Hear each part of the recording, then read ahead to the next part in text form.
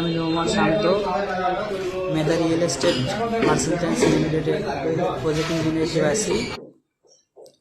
আমাদের প্রজেক্টে ফিনিশিংয়ের কাজ চলতেছে। স্যানিটারি কাজের জন্য আমাদের মিস্ত্রি সাজ্জাদ ওকে শাওয়ার মিক্সার,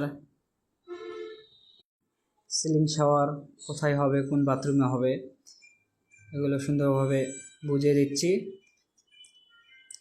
জিজ্ঞাসা করলাম এগুলো কাজ করছে কি না, একটু আপডেট। এগুলো স্পেশালভাবে স্যারের ওখানে লাগানো হচ্ছে।